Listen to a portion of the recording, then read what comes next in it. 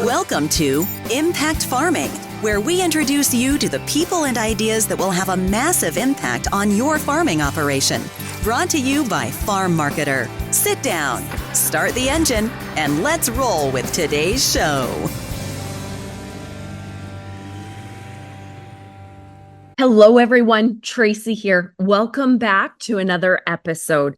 I am so thankful to have you joining me for another fantastic conversation. But before we dive right in, a quick word from this week's sponsor.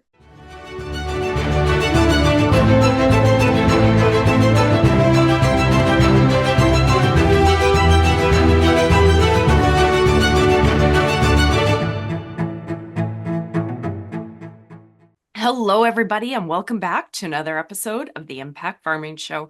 Today, we have an amazing guest. We have Clint Fischer joining us. Clint, how are you? I'm doing well. Thank you for asking. I hope you are also doing well. And I'm just glad to be joining you today, Tracy. I am so happy to have you. I've been following you for quite some time on Twitter and then LinkedIn. And I must say, and I'm sure you hear it all the time, but you just have an absolutely amazing a style for social media. And I really admire it. You're just always posting thoughtful posts and generating a lot of conversation. So kudos there. It's really cool. Well, I appreciate that. I try to avoid being the engagement farming controversy side of things. But what I've found, at least in my life, is I learn best through real life examples and storytelling. That's what I can retain. And so I just try to share some real life stories in my line of work that are impactful to all sorts of people in agriculture and try to pull out a few nuggets of teachable lessons here and there. Well, and I like it to go one step further into that because it's a lot of out of the box ideas. And I think in the world that we live in with costs so high, transition planning, some of the stuff we're going to talk about today, we probably need a lot more out of the box thinking, right? Versus here's a farm. This is what you do. Here's a farm. Try and succession plan. It's a little more challenging, I think, right? It is, and it's it's one of those areas where my background is yes in agriculture, but yes more on the business management side.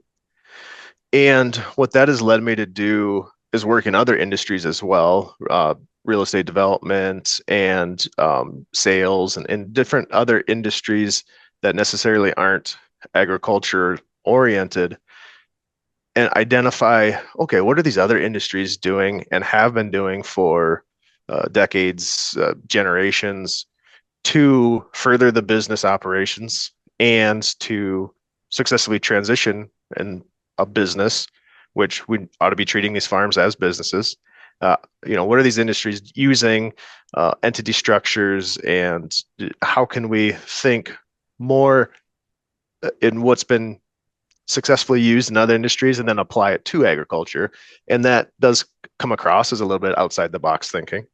But I think that if we view these ag operations as businesses versus just a lifestyle, then there's a lot of possibilities that open up to us that we can pull from other industries and basically ramp up and bring some of these ag operations into the modern day. I love it. Okay, so I dove right in and we're like literally flying, but I'm going to jump us back right up here so that people actually know who you are and what you do. Clint, he is an attorney that has an emphasis on family farm operations, pardon me, tongue twister for the day.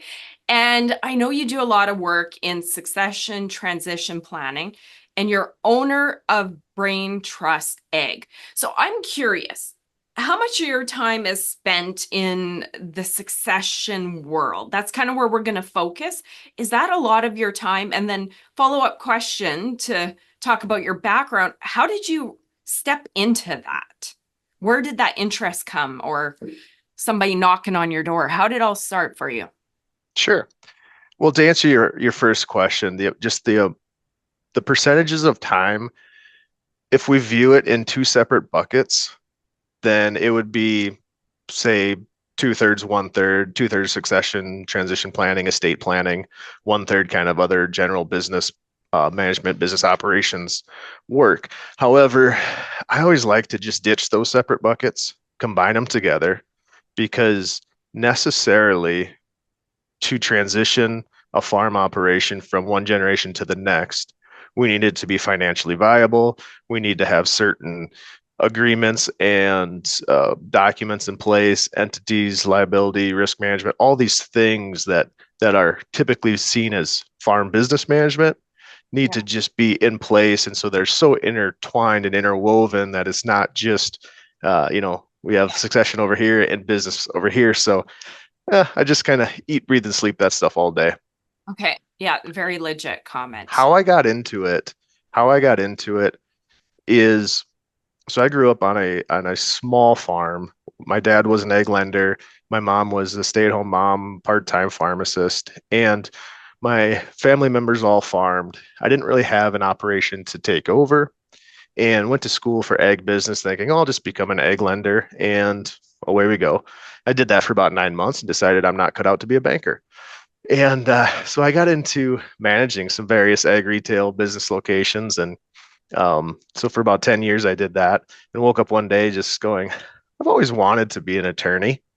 What's law school look like? And so I talked to my wife, and we had one little one at home and one on the way. And she said, well, now's as good a time as any. So I went to law school primarily because I was working with farmers, farm families, and some other businesses, doing some consulting work really on the business operations side and business management. And the questions kept coming up over and over about succession planning and how do we bring in the next generation, or how do we properly transition the business management side or the ownership side. And those questions all just kind of kept coming up. And so that was really my focus through law school. And so I was one of those late students, the old people in my law school class who asked too many questions and annoyed the younger people who were right out of undergrad. But it was a good learning experience for me to understand, how does the legal process impact the transition, the succession planning of farms. And so as a practicing attorney now, I get to dabble in both sides of that world. Neat. I could probably take us. I'm finding I'm ready to go down a million little rabbit trails with you, and I'm not normally like that. But one quick thought, how you said you're late to school, that was probably a blessing. I often think back, I was so young when I did university. I didn't really have that, like a concept, real life experience. So to me, it's almost like do life and then go to school. And is it more valuable that way? So that's kind of cool that you did that. I found tremendous value in having life experience to bring to Yeah. and apply to actual business experience to apply with, the concepts that we're learning in law school. And also I took it a lot more seriously because I had a family, and right, I wasn't there just because I didn't know what I wanted to do. And Yeah. so that definitely helped. I like it. That's kind of neat. Okay. So for many, many years, I'm going to say probably decades, we've been telling farmers to transition plan, succession plan, get it done. Do you think, I've seen some stats, do you think we're actually making progress? Or are we still kind of just spinning? It might just be my little bubble that I live in, online talking to egg people, and then in person talking with farmers and ranchers and their families. But I think that we're making progress. At least I'm hopeful that we're making progress. And the reason I say that is, I'm just seeing a lot more of the more mainstream publications or farmer groups, and whatever they might be. They're reaching out. They're hosting more succession planning events. There's more articles that I'm seeing talking about how to properly transition and what does estate planning for farmers look like. I'm seeing more of it, and it might be one of those, that effect of when I'm immersed in it, I just notice it more. Yeah. But my hopes are that just the more that we can spread the word and share, talk about this topic that is one of the easiest things to procrastinate on Oh, yes. that any of us do, just highlighting the importance and highlighting that there are people who are experienced, who are willing to help and assist, and you're not doing this alone. And we can eat this elephant one bite at a time. Let's make this thing so that it is approachable from just a conversational standpoint, and then also from a practical standpoint. And that's really what I'm trying to do, is just spread the awareness and throw out some ideas. And frankly, you brought up like what I talk about on social media. I'm there to learn too. I'm just very curious, and I definitely don't have all the answers. And so when I post up some kind of a scenario, I get a lot of cool responses about, hey, this is what happened on our farm, and this worked, and this is what didn't work, and just being able to continually learn and apply those new approaches is helped me. And I think just the more that we can discuss, like we're doing today, getting the word out, hopefully we're getting through to some folks. Yeah. Love it. Okay. Okay, that's good. So one thing I want to share with you, and I think you said it online. Did you say that the area of transition planning, succession planning is vastly under-supported for our industry? Was that you that made that comment? That there's a lot of room for professionals to step in and help there? There is a lot of room for professionals to step in and help. Yes. Yeah. And I say that knowing that it is a nuanced field of work. And it's nuanced from a practical standpoint of taxation and entities and how we're restructuring things is very specific to agriculture. But it's also nuanced in how sentimental we approach our family farm heritages and our family farm legacies, and those conversations that are different than the local mechanic shop sometimes, or the local boutique, or the local construction company. Those don't necessarily have this strong, deep rooted family history ties to the land that agriculture does. And so I think business professionals, professional service providers who understand the finer points of the succession planning process and can get and understand the soft skills portion are going to do really well. And there's definitely room for more folks in that line of work.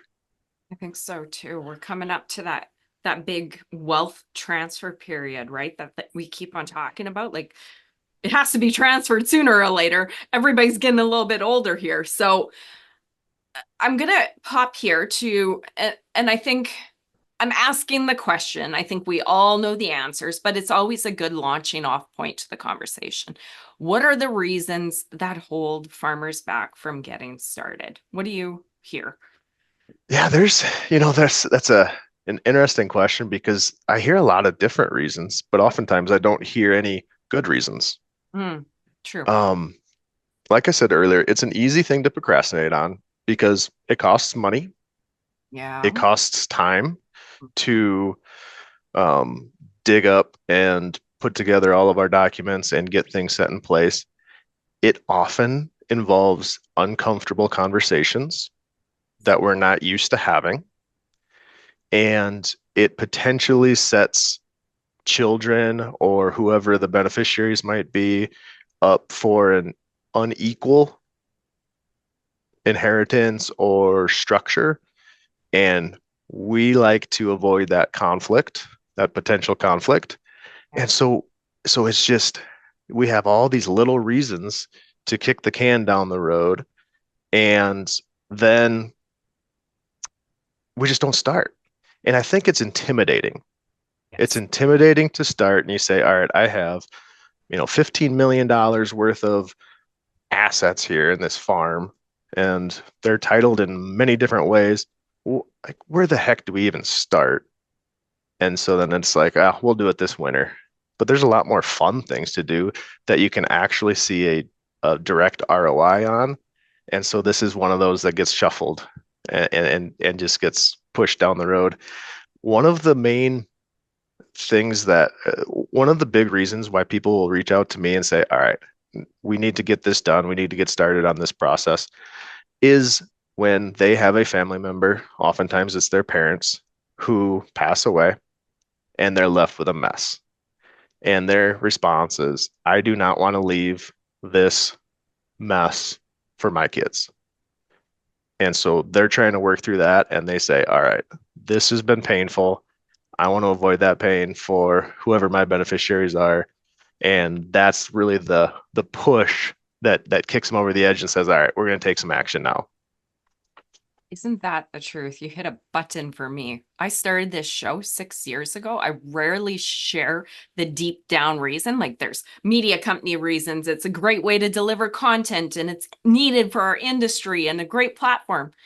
Go down to the why under why I started this show.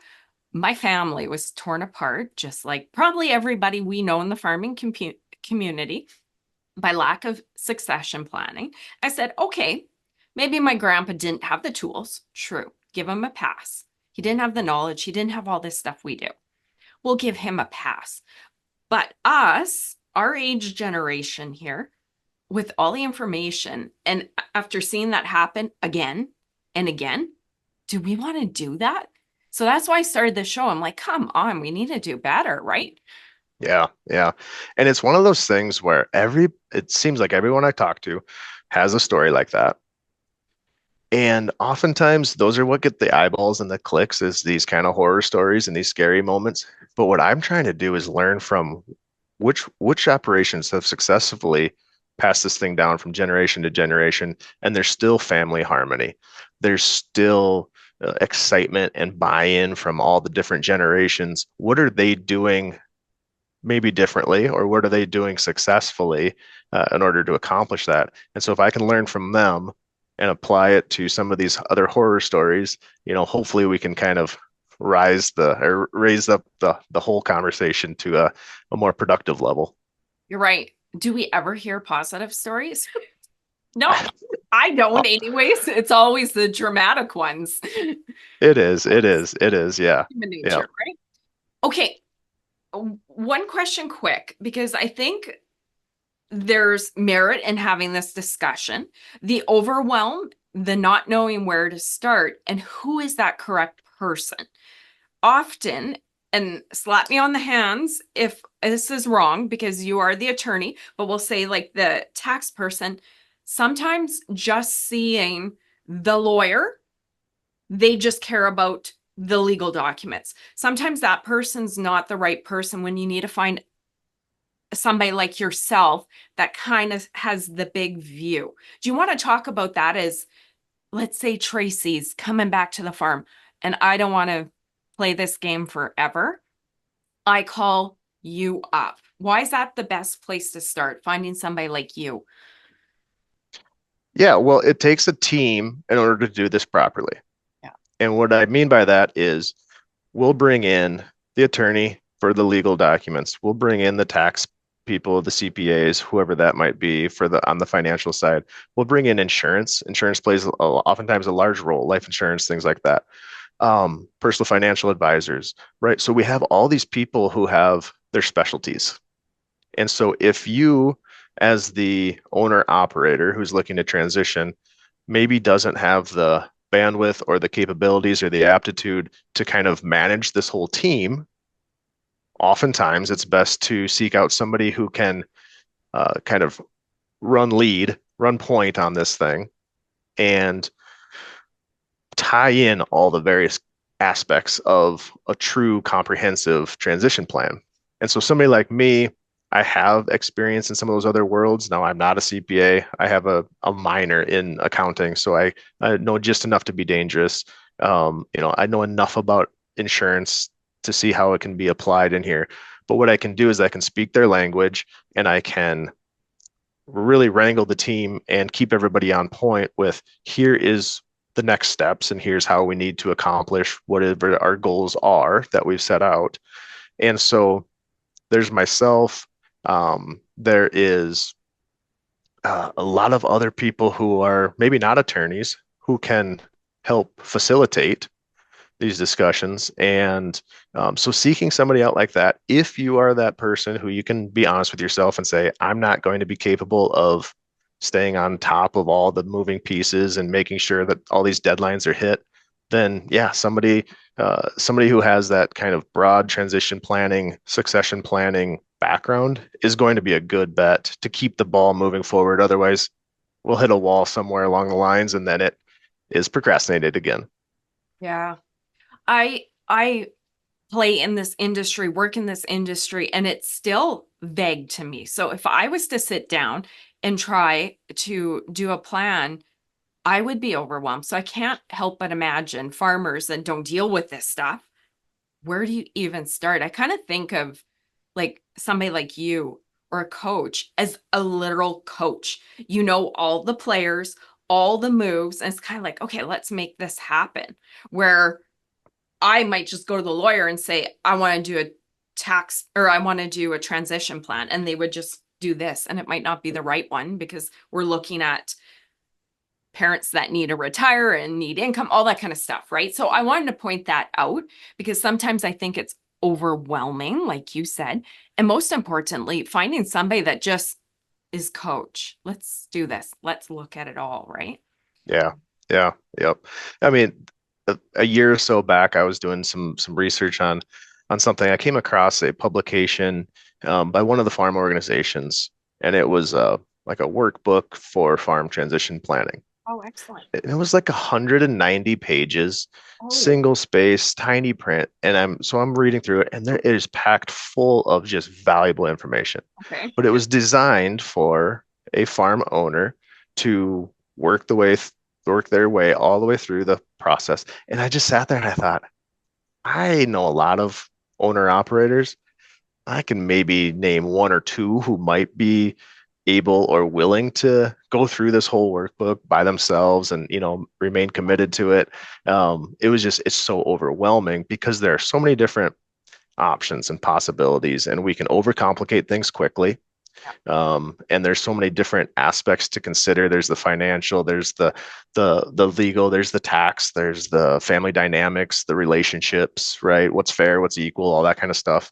And so there's so many different ways to structure a farm transition plan. And if we don't outline first and foremost what are the goals for both generations, then we can go a lot of different directions, but they might not actually be what's most beneficial. And so somebody who sees these often and who works with a number of different farmers, I can bring a lot of this is what worked over here on XYZ farm. This might be an option for how we transition the machinery or we transition some of the land or things like that. Okay. Before I'm going to ask you your process when somebody comes to you, before we do that, I'm just trying to provide clarity for that young person that's watching. These are the people that care, that have the vested interest, right? To me, unless you're very diligent, very thoughtful, I kind of find myself in that middle age-wise. I get the young person because I was just there, not saying I'm old, but I'm in that middle, that sweet spot. I get the younger generation. And then I understand the older generations, and there's a bit of conflict of interest. So the younger generations coming in, they want to do this. The founders are kind of like, we're good. This is good. Let's just leave it how it is, maybe, right? I'm that young person coming back from university, and let's say the farm can support my income, like my wage, right? So I'm going to come back. I want a cookie cutter answer, Clint, on a very hard, you're going to love that as a lawyer, right? So I'm coming back. What is a fair way to bring this up? I mean, I don't sit down with the parents the day after university and say, I want a plan or I'm not coming back.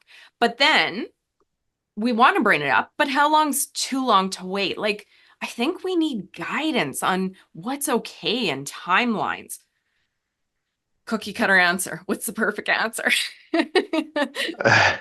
Oh, for it. I'll give you a cookie cutter answer. Okay. And it is the best I've come up with because this question is asked frequently. Right. And there's two ways to approach, or there's two aspects of approaching this conversation if you're that successor generation. The first and foremost thing to keep in mind at all times is that you are not entitled to anything. You are not there with your hand out. Just because your last name is the same as theirs doesn't mean that you have any ownership interest in anything. And so keeping that lack of entitlement approach, attitude, is how we want to approach this. And how do we actually approach that conversation? It goes something like this. Hey, mom and dad, I'm looking at starting my family, or maybe I already have a young family. One of the things that I'm trying to do is I'm trying to plan my family's future. And I really want that family future to involve this operation. I don't know if there's a plan in place right now that would accomplish that. If so, I'd sure like to know what that is, because that'll help me be able to plan for my family, for your grandkids' future. And whatever that looks like, I'm okay with it. I just want to know if there's a plan. And if not, can we start kind of thinking about that and talking about that and working our way towards having a transition plan? I'd sure like that to involve me, but I understand that this isn't my decision, but I am trying to do what's right by my family in planning out our future. And so that's why I bring this topic up. Beautiful. I like that. It works about 60% of the time. Oh, well, that's better than mom and dad, I want to take over the farm and I'm doing it tomorrow. I'd imagine you get a better response that way, right? Right. That's nice. I think actually I'm going to cut that as an audio snippet. Allow farm kids to download that on their iPhone so they can play it to their parents. There we go. Yeah. You can't remember the wording. Mom and dad, can you listen to this? This is what I want to say to you. Well, and the other trick that I've used that I often would recommend for people is to write it down, write a letter that spells out, here is my approach, here's where I'm coming from. And it does two things. It does one is it helps you to be able to clarify your thoughts so you're not kind of caught off guard and say the wrong thing, or do something that might upset. But it's clearly explaining, this is my why, is my family and planning for our future. And then it allows for the owner generation to consume it, think about it, not have that immediate knee-jerk reaction, which oftentimes is, well, it could be negative if it's kind of, they're caught off guard and it's like taken as, oh, you just want the keys to the castle here. And no, that's not the purpose of this. And so it provides a little bit of separation in order to digest those thoughts. And so that is something I have recommended to that younger generation is, let's write a letter. There's multiple ways to communicate these thoughts and feelings and desires. I kind of like that, Clint. I'm going to go all human nature here and relationship on you. I have learned different personalities are obviously very different. I can take on any conversation at the drop of a dime, right? That's just my personality. Here's an example. My husband, he's more introverted and he actually needs a lot of time to process. So if we're going relationship here, but it's translating this to me going to the parents, you're dropping this big conversation on them and expecting an answer. And then they feel cornered, I'd imagine, because that's big. Yep. Then they got to say something. They're probably going to say something wrong. It's going to be awkward. So giving them a space, whether it's that letter or just saying, here's my thoughts. You don't have to answer. I learned that with my husband because I'd be like, okay, let's talk about it. And how do you think that went, Clint? It didn't go well, right?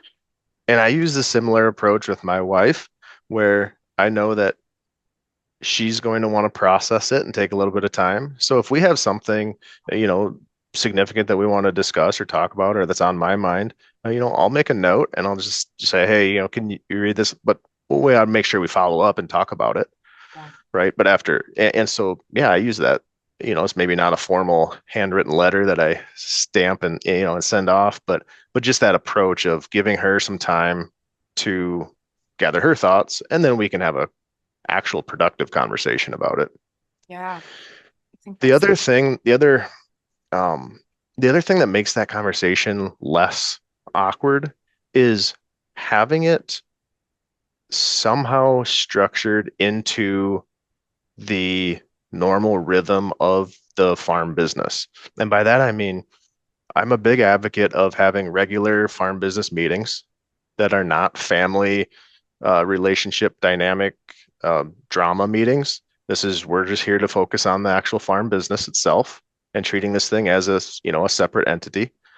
And one of those agenda items, just succession transition planning. And you get into the rhythm of every time we meet, we're just going to talk about, where are we at with it? What are our current thoughts about it? And then it just gets to be this normal, that's part of running a business, is to talk about what does that exit plan look like? And then it's not this big hairy thing that's hanging off on the edge over here that we don't ever want to touch. It just becomes more normalized that way. I like that. I think the silence and lack of communication kills farm families. I think so. And then it builds that tension, right? Right, right. My thoughts. We've kind of dipped in here. Let's say Tracy's coming back from university and I have siblings. I'm giving you a scenario, but let's just riff with this. Mhm. The parents are open to it. They kind of know that's my intention. I'm clearly the kid that's going to take over the farm. The other two don't care. So I come to you and say, hey, Clint, I'm done university, coming back. What does this process look like? Yeah, I mean, for you coming back into the operation, you got to be able to provide some kind of value to the farm business. If you're coming in and expecting to be an employee who's going to make decisions without having some kind of value that you're adding, then that's a little bit of the entitlement side of things, right? And so I stress that to the owner generation, saying, are we bringing back the on-farm kid just because of their last name? Or are they actually, would you hire this person if they just came out of the blue and said, I'd sure like to work here. I think I could be a really good employee. Would you hire them? I mean, and being honest about that is a difficult thing to do because there are kids, right? But just having a little bit of that understanding, you coming back in, the way that process ought to look like is there's phases that you would go through, Tracy, as the on-farm, the newbie. First, you're just a laborer. Then you can get into the management side of things, and oftentimes that looks like you're in charge of fertilizer recommendations, or you're in charge of equipment maintenance, and you prove up that you're really good at that. Now we'll bring you into more of that leader role where you're part of the books and you're understanding the financial side and the business side of this. And then finally, you get to this phase of being able to be the potentially an owner, but for sure kind of a full farm business manager, where now you're making the decisions. You are proving up that you can, manage all of these family assets in a responsible manner. And then at that point in time, you're ready to potentially gain some ownership, or depending on how that might look like from tax perspective and all that. But definitely be having that transition plan kind of almost completed, except for just the ownership component. And so that's where I always break up the business management transition ought to happen before, and this takes time and it happens over a period of years. The business management transition happens before the actual ownership transition happens. And so we don't look at it as, all right, I'm going to hit 65, I'm going to retire. You own, operate everything. I haven't taught you, mentored you. You haven't learned how to manage this, but now here's the keys to the kingdom and away we go, right? And so we're trying to avoid that abrupt change in ownership, change in management and leadership. And that's where we're trying to bring in some of these other industry concepts and ideas that happen, forever, in bringing them into the farm business setting. Nice. I like that. And it's so logical. And as I call myself an in-betweener on my age. So when I was young, I would have been like, let's take it all over. And then now that I'm a little older, I'm like, wow, I built this. I couldn't imagine having like little Joe chomping at my heels to get me out. And then also the mistakes, like if you're not properly mentored, we bought a group of cows and then started farming with his dad and then kind of went in. When you make a mistake cash flow wise on a small group of cows, totally different than taking the reins to a farm and not understanding that business operation. That could be a disaster, right? Yeah. Yeah. Oh yeah, completely. It's the aptitude, it's the wisdom that you're lacking, but it's also the relationships that you're lacking. I mean, we think about the owner generation and how many vendor relationships and suppliers and just people that they have developed longstanding relationships with who they can rely on for knowledge. We're coming into the operation saying, I'm going to take it over, but I don't have any of those relationships with landlords, with, realtors, with my accountant. And those things take time to develop and to earn that trust. And so I think that's also a crucial component of that kind of successful transition period. But I lay it out in a pretty methodical approach. It doesn't really let's take it from theory into practice. That's it's one of those things that it's simple but not easy. Yeah. And there's going to be ups and downs and hills and valleys and relational strain and financial strain depending on if every year was a banner year, transition planning would be pretty simple, pretty easy because we're not worried about the financial viability. We can afford to bring on labor when we need it, and we're not stressed to the max, and we're not having, any of those kind of strains on the actual farm business. And so, yeah, it's not this perfect, beautiful, linear approach, but again, it is simple. It's just not easy to accomplish. And yeah, I just think that it's crucial to understand the business management gets transitioned before that ownership component comes into play. I like that. I like that. That's smart. Okay, I'm gonna like take my can opener and open a can. Okay. Got it. Can of worms here. And again, I'm just gonna say, and you might have to brain me in because I know we don't have 5 hours to talk about this, but some of the concerns would be, when is the farm bought? Fair versus equal, farm ownership, income for the parents. Like, I'm thinking of different places people get stumped in our audience. And I have a big theory that a lot of founders avoid the conversation because they go, this is how we live. If we just give the farm, is that even a thing? If we just give the farm, we don't have income, but they're too scared to talk about that. Like, I find there's a lot of uncertainty.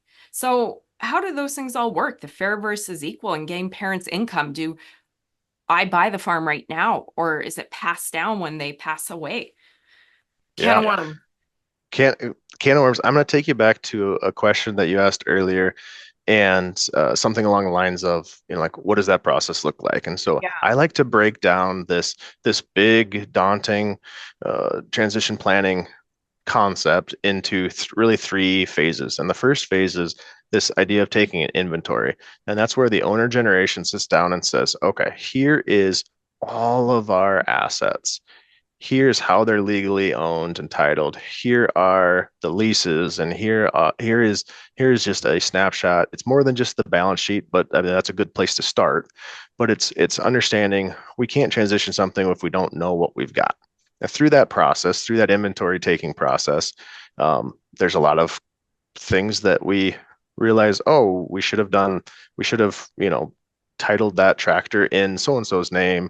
I guess that's a bad example because tractors don't have titles. But that trailer in so and so's name, and oftentimes through that we go, oh yeah, I bought that piece of equipment on shares with my brother, and or this piece of land should have been titled in the name of the farm operation, but it's really just titled in my name individually, or my name and my spouse's, and right. And so it uncovers a lot of kind of things that we just need to make a note of. So that first phase is really taking the inventory, understanding what is it that we've actually got our hands on here. That second phase is where we're just outlining our goals. And those goals are separate from the owner generation and the successor generation. And I actually like to do this exercise. It's a little bit cheesy, but so sometimes I'll do workshops and we'll split up the owner generation over here, and we'll fill out just like a worksheet. What does this look like? This transition process look like in year 1, year 5, short-term, long-term, medium-term goals, right? Just outlining what does this look like to us. Do the exact same exercise for the successor generation, separate room, right? They're not sitting next to each other. There's nobody looking over anybody's shoulders here. Yeah. And then so we fill out what are these goals that we each have, bring those two pieces of paper together, and you can line them up and you can say, all right, here's where we're pretty well aligned. Here's where, we're way off. There's going to need to be some compromise. Something is going to need to change here. And that serves this purpose of your question of what direction does it go? Does it get gifted during lifetime? Does it wait until we pass away and then there's an inheritance? Do we set up an entity and then there's some kind of a buy-sell agreement that happens transitions over time for ownership? All of those things are a little bit easier to narrow down when we understand what our goals are. And then that third phase is implementing this transition plan, putting it together. What does the business transition look like? What is the ownership transition? And then what is the estate planning component of that? Usually when I'm discussing, I usually try to highlight that transition planning, as I kind of identify it, is really this comprehensive approach to both the management and the ownership. Estate planning is just a component of that. So oftentimes we'll hear like, oh, you're an estate planner. Well, yes, and right. And so estate planning is just what happens to my property when I pass away. Right. And so that is part of this transition, the succession plan. But it's not an entire comprehensive succession plan. So I say that because that's where we can identify and lay out what is that proper approach in order to hit those goals. And so for your kind of specific question about one of the more common questions I get is there's one farm on kid, 2 farms off, or 1 kid on farm, 2 kids off farm. The farm is worth, $5 million. We have $500,000 in off farm investments. How the heck do we make that equal? And it's one of those things where it used to be like life insurance was commonly used to kind of offset that. But with the crazy rise in land prices, we're dealing with big numbers. And one of those things that we can do is we can preserve access to the farm, access to the ground, access to the equipment for that on-farm kid. But payments then go into like a trust or a business entity that get distributed equally between all the kids. And so there we're saying, do you need ownership of the land or do you just need access to the land? And can this land stay within, a trust or an entity or some mechanism that then provides distributions and income down to all the kids to really equalize out the on-farm, off-farm aspect of things. And oftentimes with that, there's some kind of a buy option on there, and the on-farm kid can buy, and then that money goes into the trust, and then that gets distributed to all the off-farm kids. And so there are ways that we can approach that, the fair versus equal. But I always like to say, we're not necessarily looking for what is dollar amount equal. We're looking at what is equitable, because sometimes there's this concept of sweat equity that the on-farm kid has helped build this value within the farm, and they may have been paid less than what a reasonable, a normal salary would be. And so how do we compensate them for that? right? And I mean, you can get into formulas and we can run a whole complex, spreadsheet on that if you want, or you can say, you know, hey, I think that there should be a discount applied to the on-farm kid to kind of preserve this family legacy. So they're allowed to buy it at 75% of fair market value or whatever. And knowing full well that the owner generation, it is yours to do with as you choose. You can get input from all the kids, but they don't have any authority to tell you how to leave, your property and how to succession plan. And so that's kind of the overriding question as the owner generation. It is, all right, this is mine. I'm going to choose to leave it as I want to leave it. And only I can make that decision. And just kind of continuously reminding folks of that, because it's easy to say, well, Junior wanted this and Junior wanted that. Well, that's fine if they can want things, but at the end of the day, it's yours to do with as you choose. Well, I think there's two ways to look at that. One is, if you're really approaching it as, I'm just waiting for my inheritance so I can be a trust fund baby. No, that's not the right approach. But the other thing though is if you think about, I'm trying to plan for my farm, my family's future, and what does that look like with the farm?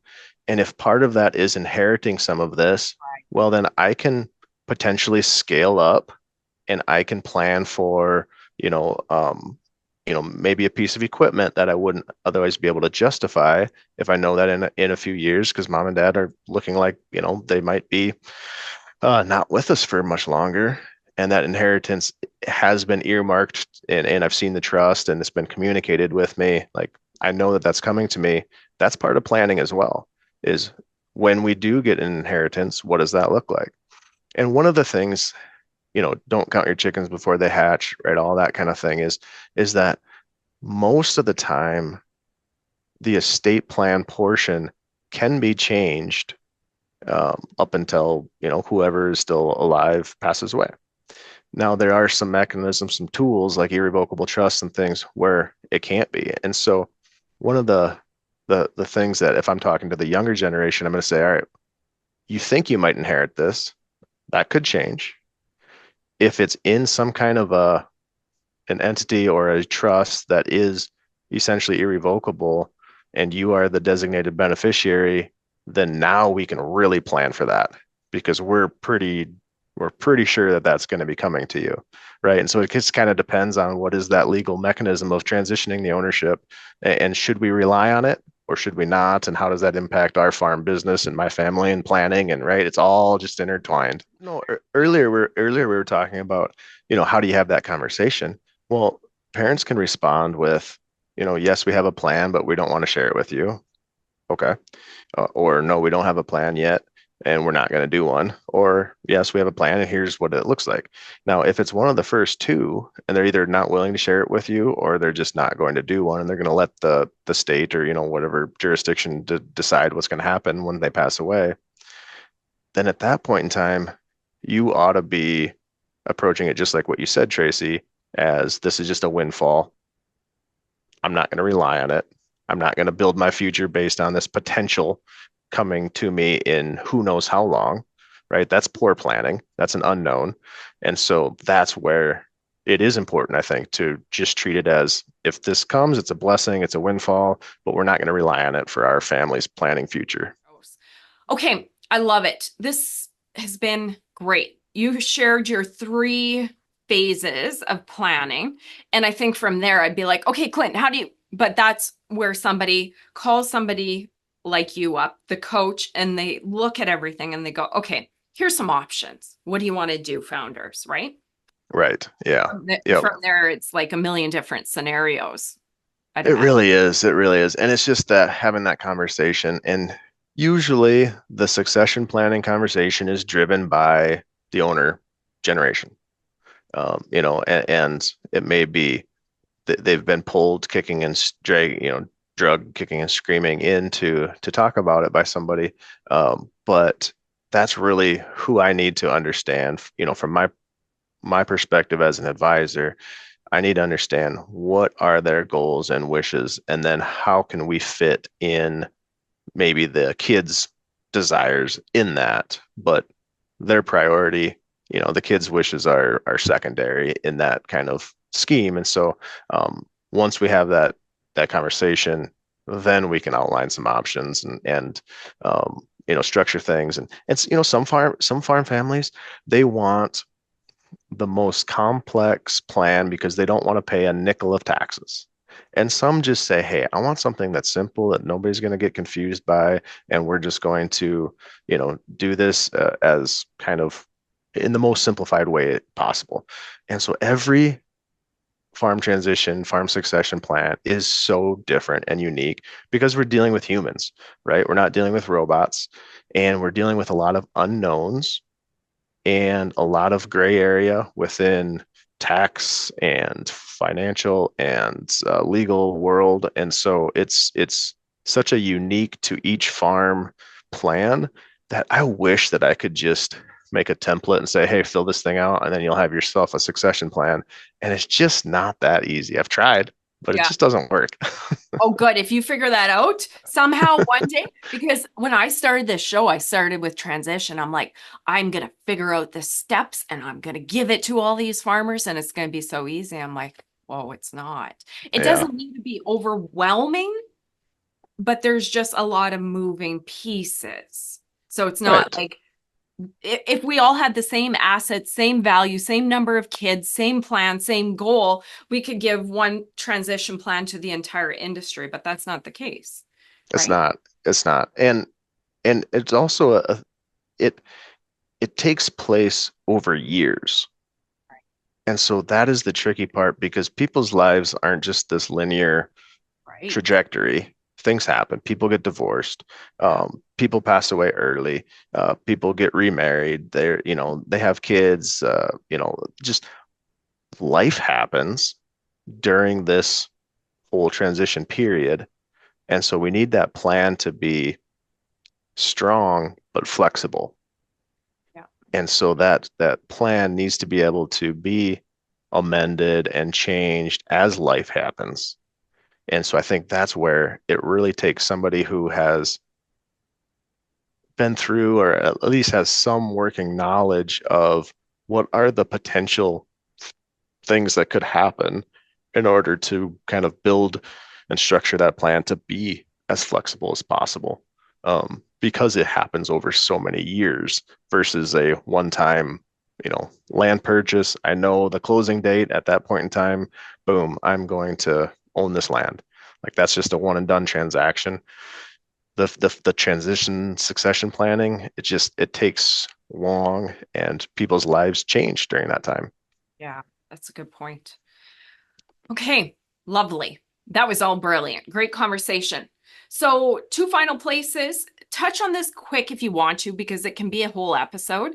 I heard you say, and again, just drop the nugget here because my mind was blown. Third party successors. So, matching founders, maybe that don't have kids or don't have kids that want to farm with kids that want to farm. I didn't really even realize this was becoming such a thing. Do you want to touch on that? And then I'm going to get you to share resources, talk about your company, Brain Trust, and then how farmers can learn more about you, connect with you. Yeah, absolutely. So this idea of succession transition planning, what most people think of and what you and I have been mostly talking about is one generation to the next family generation.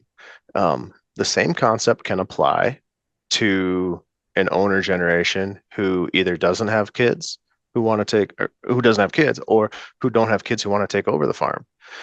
And we can bring in an unrelated third party and still have a succession transition plan that takes place over a number of years.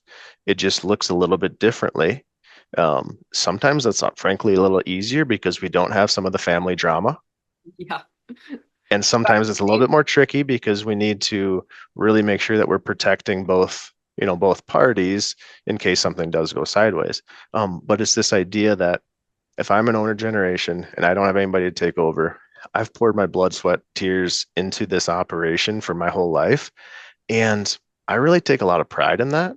And I want to leave this heritage, this legacy, and see it continue and grow and evolve with blessing another farm family versus selling it for parts. Yeah. And there is that sentiment out there.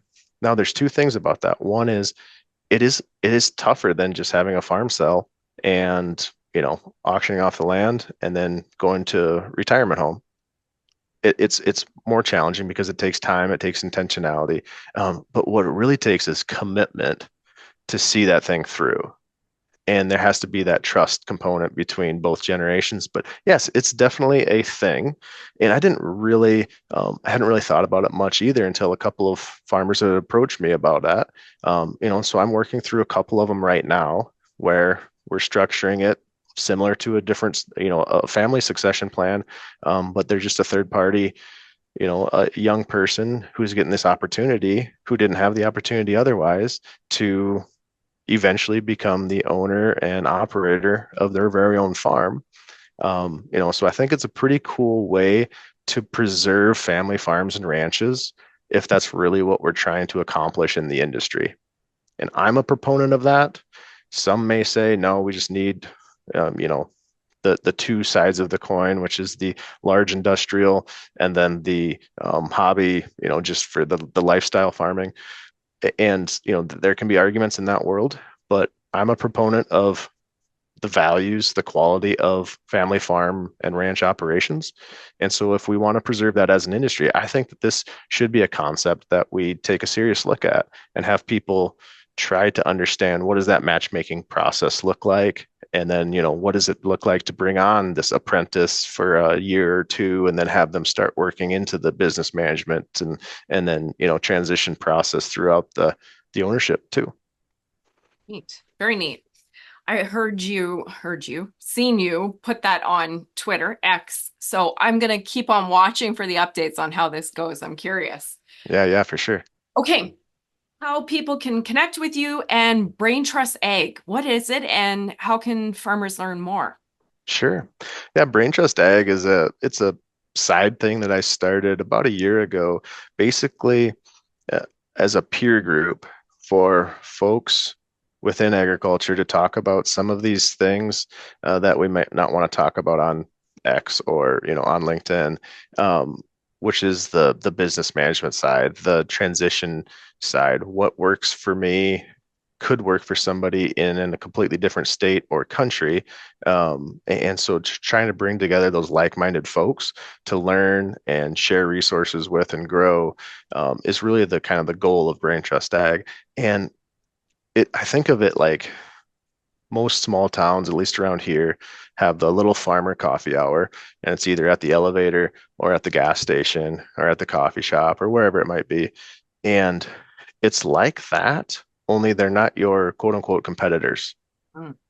And so we're more free to be honest and share what worked and what hasn't worked. And I've just really been truly thankful of the relationships that I've built through Brain Trust Ag. We've got over 300 members now, 330 some now, who are within there, and so we do monthly. We do virtual gatherings just on Zoom and get together and discuss various topics.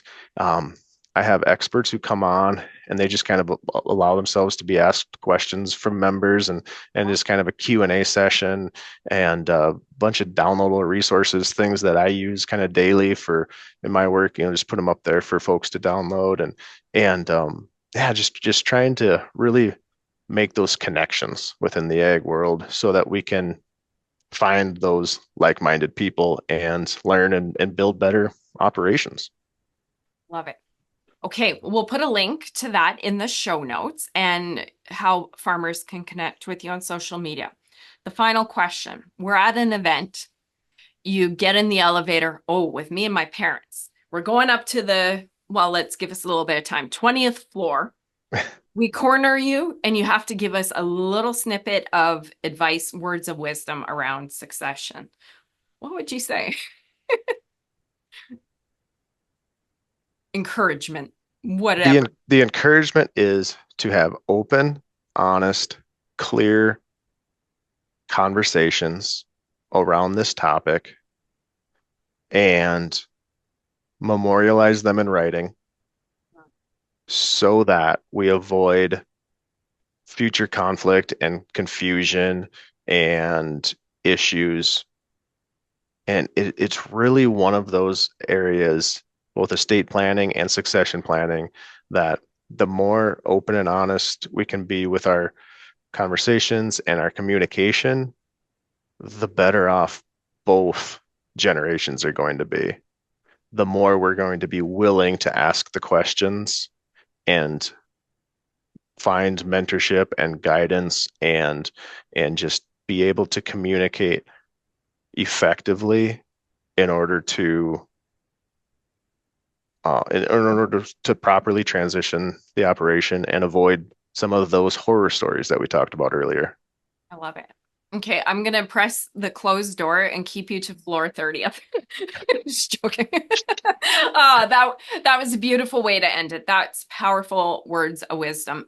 You know what? The whole episode has been fantastic. I know both you and I going in, we were concerned about time because literally there's probably 5 or 6 1-hour episodes in all the different stuff here, but this was a fantastic start.